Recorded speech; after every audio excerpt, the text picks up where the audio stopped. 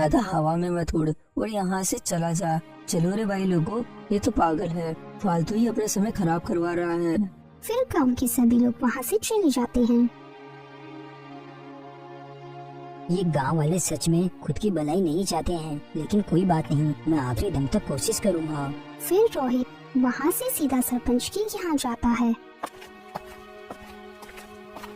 प्रणाम सरपंच जी, मेरा नाम रोहित है, मैं इस गांव के देव जी का बेटा हूँ। हाँ, तो तुम यहाँ क्या लेने आए हो? बताओ क्या काम है? सरपंच जी, मैं बस यही पता करने आया था कि आसपास के गांव में बिजली आ गई है और अपने गांव में अभी तक बिजली क्यों नहीं आई है। अरे तुम मूर्ख आदमी, ये बात मुझे कैसे पता होगी? ये बात तो तुम जाकर बिजली विभाग में पूछो, मुझसे क्यों पूछ रहे हो? अरे सरपंच जी, मैं तो केवल आपसे इसीलिए पूछ रहा था कि इस गांव के सरपंच आप हो और गांव के विकास की सबसे ज्यादा चिंता एक सरपंच को ही होती है, इसलिए सोचा था कि आपको इस बारे में पता होगा। चलो कोई बात नहीं सरपंच जी, अब मैं चलता हूँ, मैं इस बारे में खुद ही पता कर लूंगा। ऐसा कहकर रोहित वहाँ से चला जाता है। सब आसपास के गांव में बिजली आ गई है, लेकिन हमारे आलमपुर गांव में अभी तक बिजली क्यों नहीं आई है? क्या आप मुझे इस बारे में कुछ बता सकते हैं? हाँ रुको रुको, मैं अभी देखकर बताता हूँ। हाँ देखिए, क्योंकि हमारे गांव में बहुत ज्यादा अंधेरा रहता है। हाँ मैंने देखा, आपके गांव में बहुत जल्दी बिजली की लाइन आने वाली है और ऑर्डर तो आ गया है और आपके गांव के सरपंच के पास उसका लेटर भी आ गया है। जैसे ही सरपंच जी उसके ऊपर साइन करेंगे, आपके गांव में बिजली की लाइन का काम शुरू हो जाएगा। ये तो बहुत ही अच्छी बात है, आपका बहुत बहुत धन्यवाद। ठीक है, मैं चलता हूँ। ऐसा कहकर रोहित वहाँ से अपने घर की ओर लौट जाता है। पिताजी, आज मैं बिजली विभाग वालों के पास गया था, उन्होंने कहा कि सरपंच के साइन होते ही अपने गांव में बिजली के खंभे लगना शुरू हो जाएंगे। ये तो बहुत अच्छी बात है बेटा, मैं तुझे अपनी 5 बीघा जमीन बेचकर पैसे दे दूंगा और 1 बीघा जमीन पर तू बोरिंग लगा लेना। फिर कुछ ही दिनों में रोहित अपने खेत में बोरिंग लगवा देता है। ये देखकर गाँव वाले काफी खुश होते हैं और ये बात जैसे ही सरपंच के पास जाती है तो वो बहुत परेशान हो जाता है। देव का बेटा तो बहुत ही तेज निकला, उसने तो आखिरकार अपने खेत में बोरिंग लगा ही डाली। गांव के लोग इस बात से काफी खुश हैं, पर बोरिंग चालू होने के बाद अपने कुएं से कोई भी पानी नहीं लेने आएगा। अरे तुम इस बात की बिल्कुल भी चिंता मत करो, यहाँ बिजली आएगी तो ही पानी आएगा ना, ऐसे ही मेरा धंधा चौपट थोड़ी होने दूंगा। फिर सरपंच बिजली विभाग वालों के पास जाता है। देखो, हमें हमारे गांव में बिजली की कोई जरूरत नहीं है। लेकिन सरपंच जी, आप मना क्यों कर रहे हैं? आपके गांव में बिजली लगाने के लिए तो आगे से कब का ऑर्डर आ चुका है। अगर आप अपने गांव में बिजली लगाओगे तो आपके गांव में कभी भी अंधेरा नहीं रहेगा और आपके गांव की पानी की समस्या भी खत्म हो जाएगी। मैंने तुमसे कहा ना, मुझे मेरे गांव में बिजली की जरूरत नहीं है, क्योंकि बिजली के तारों में बहुत जोर से करंट आता है और उससे कई लोग मर जाते हैं और मैं मेरे गांव में ऐसे किसी को मरते हुए नहीं देख सकता। मुझे अपने गांव में कोई बिजली नहीं चाहिए। सरपंच जी, ऐसा हमेशा नहीं होता, लेकिन ठीक है सरपंच जी, जैसा आप चाहो। फिर ऐसे ही करीब 10 दिन बीत जाते हैं, लेकिन उस गांव में बिजली की लाइन नहीं आती। इस बारे में पता करने के लिए रोहित बिजली विभाग वालों की यहाँ जाता है।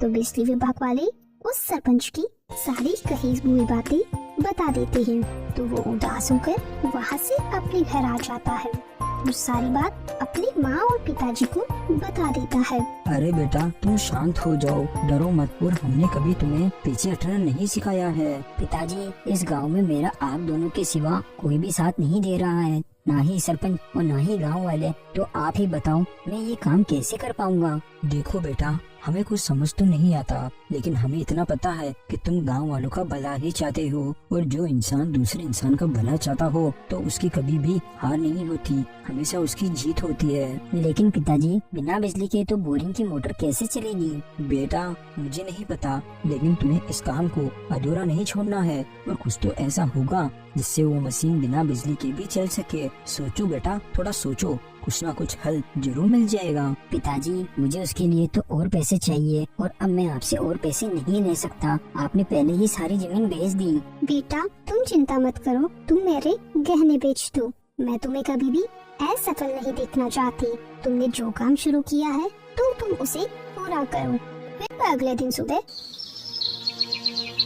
सरपंच जी गजब हो गया, गजब हो गया सरपंच जी, गजब हो गया। देव के बेटे ने आखिरकार बोरिंग से पानी चला ही डाला और उस बोरिंग से बहुत ज्यादा पानी आ रहा है सरपंच जी। अरे तू क्या पागल हो गया है क्या? या अभी तक तेरी ठीक से नींद नहीं खुली? बिना बिजली के उसकी वो मशीन कैसे चलेगी? अरे सरपंच जी, मैं झूठ नहीं बोल रहा, सच में जमीन से बहुत सारा पानी आ रहा है। पता नहीं उसने ऐसा क्या लगाया जिससे उसकी पानी की मोटर चल गई और जमीन से बहुत सारा पानी आ रहा है। अगर आपको मेरी बात पर विश्वास नहीं है तो आप मेरे साथ चलकर देख लीजिए। ऐसा कैसे हो सकता है? वो बिना बिजली के पानी कैसे निकाल रहा है? तेरा मैं भी तो जाकर देखूं। चलो जल्दी से। फिर सरपंच उस आदमी के साथ वहाँ जाता है। आइए आइए सरपंच जी, आपका यहाँ स्वागत है। बिजली नहीं आने पर भी तुमने हार नहीं मानी और सूरज की शक्ति से तुमने बिजली बना डाली। देखो सरपंच जी, अगर किसी के इरादे नेक होते हैं तो उपाय अपने आप ही निकल जाते हैं, और मेरे इरादे भी बिल्कुल नेक थे तो मुझे भी इसका हल मिल ही गया। तुम ये सब करके क्या साबित करना चाहते हो? क्या तुम गांव की सारी समस्या हल कर सकते हो? नहीं नहीं सरपंच जी, मैं गांव की सारी समस्याओं को हल नहीं कर सकता। गांव के सरपंच आप हो तो गांव की सारी समस्याओं का समाधान करना आपका फर्ज है। आप अपने मन से लालच को छोड़ दीजिए, तभी आपको गांव वालों की समस्या नजर आएगी। आखिर तुम कहना क्या चाहते हो? साफ साफ बोलो ना। सरपंच जी, जो हमारे दादा परदादा ने तकलीफ सही है, आप वही तकलीफ आने वाली पीढ़ी को क्यों दे रहे हो? और आपको पता है बिना बिजली और पानी के गांव का विकास बिल्कुल भी नहीं हो सकता। गांव में बिजली को आने दीजिए, उसको रोकिए मत। पहले ही अपना गांव बाकी गांव से बहुत पीछे रह गया है। लेकिन मेरे एक बात समझ नहीं आ रही, तुम इतना सब कुछ गांव वालों के लिए क्यों कर रहे हो? सरपंच जी, इस गांव में मेरे माता पिता भी रहते हैं और पानी की समस्या की वजह से ही मेरी माँ की तबीयत खराब हुई थी, और मैं नहीं चाहता कि ऐसी कोई समस्या की वजह से गाँव का कोई भी व्यक्ति किसी भी बड़ी मुसीबत में आए। और मैं आपसे भी यही कहता हूँ कि आप भी खुद के बारे में ना सोचकर गाँव वालों के बारे में सोचिए।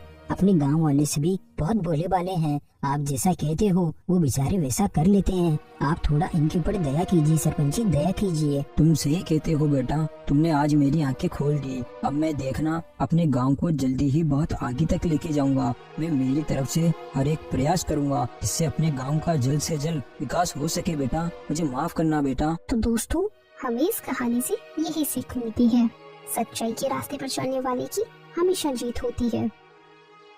Thanks for watching.